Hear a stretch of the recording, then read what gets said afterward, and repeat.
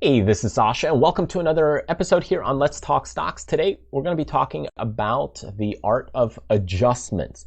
A lot of people love to adjust. Hey, when do I tweak my position? When do I go ahead and make an adjustment? Why do I make an adjustment? And people want to constantly tweak and fix things, especially us guys. We love to fix things, right? And sometimes that's a good thing. That's a good thing to go ahead and tweak things, fix things. If your door is broken on the house, it's good to fix that door. But when it comes to relationships and when it comes to stock trading, sometimes fixing it is not the right approach. So in today's episode, in today's video, what we're going to do is we're going to take a look at the adjustment concept. When do you adjust? And also looking at the no-touch method.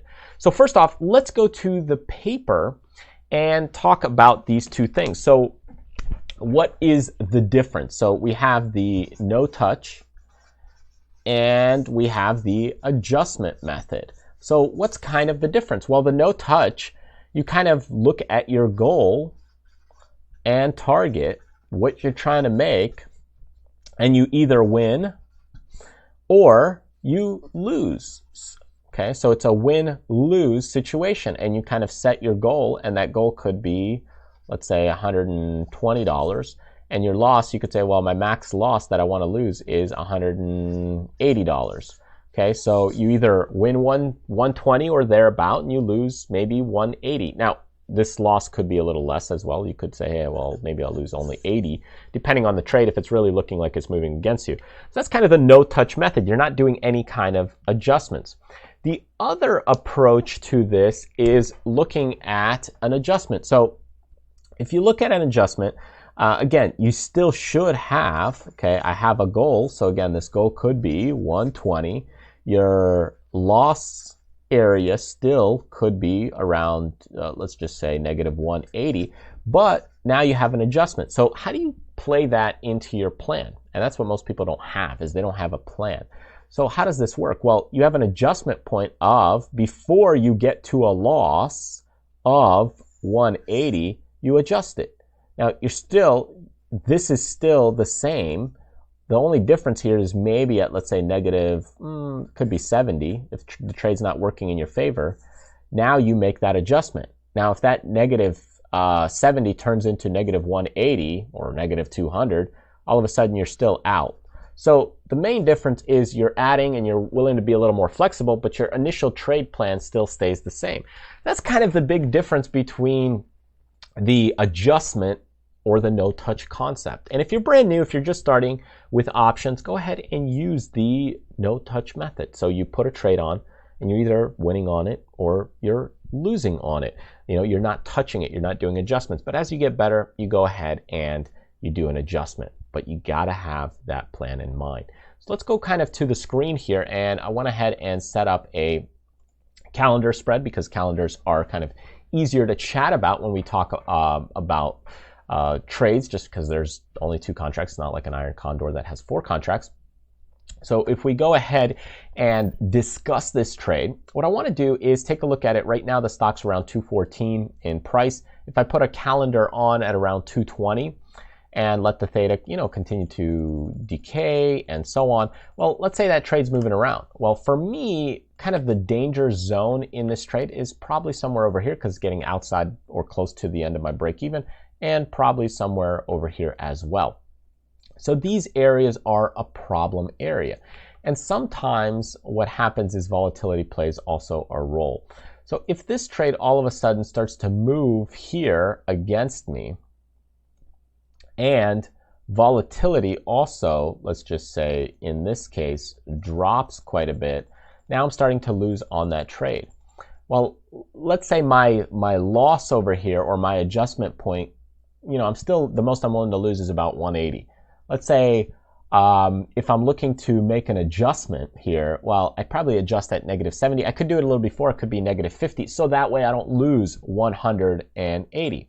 So going back to here and looking at it, well, the stock's kind of getting close to outside my range here. And in this case, what I would do is, if we're going outside the range and getting close to the edge, what I could do is put on another calendar spread. Now, this won't be perfect because now it looks like I kind of have a profit just because the prices are not even or perfect at this exact moment.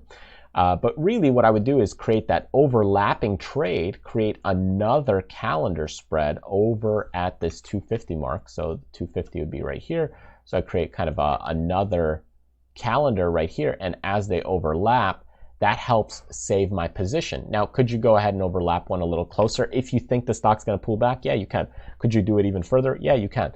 Sometimes it's easier just to take the initial position off and reset it. But if you're looking to make that adjustment, well, now if you're down in here, let's say $9, or if you're bumping up contracts, let's say we're doing 3 or 4 positions, now you're down here, you're $90. Well, yeah, instead of being out $180, okay, at around this $90, $70 mark, well, why don't I go ahead and do an adjustment?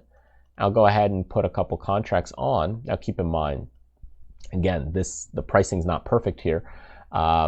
So I'll go ahead and put on this trade and spread, and now it cushions my new position. It adjusts my new position.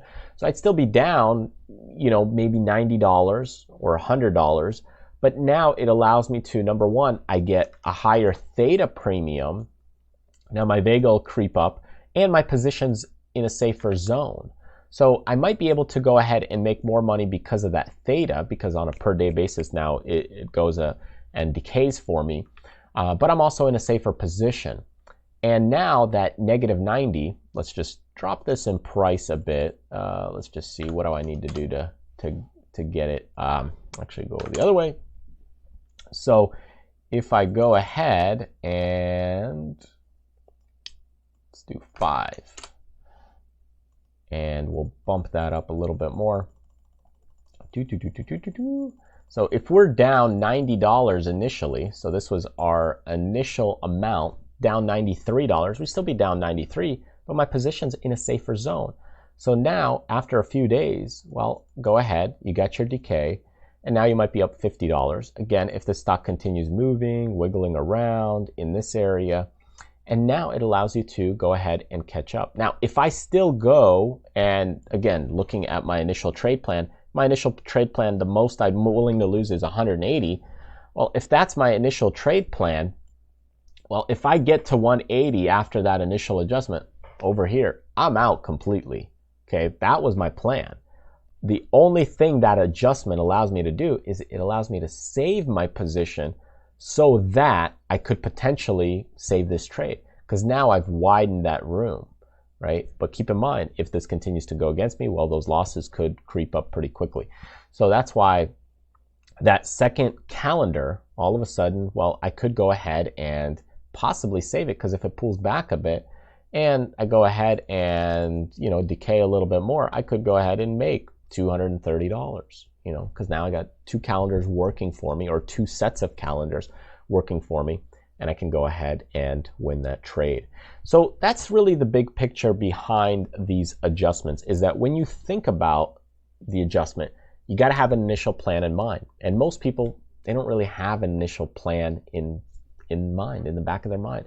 And they go into this and thinking, oh, well, I need to adjust here and I need to adjust there. Well, should you really be adjusting? That's the first question, because if you look at your initial plan, if that wasn't part of the plan, then you don't need to be adjusting. Then you have no plan. You need to just take the trade off and start from scratch. But if that was part of your plan, then that's the whole point behind the adjustment, is to be able to save your plan, to be able to stick to your plan, to be able to not lose as much, or to save that position, to be able to keep it profitable. But a lot of people, they go into thinking, oh, well, this is the trade, then I go ahead and do an adjustment. But in that case, wouldn't you just keep adjusting, keep adjusting, keep adjusting? How many adjustments are you going to do?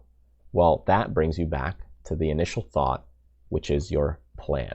So if you have a plan, if you got an idea, here's a basic plan, that's when you would do the adjustment. So that way your loss is not as big. And if that loss from your initial plan after your adjustment hits it, then you're simply just out.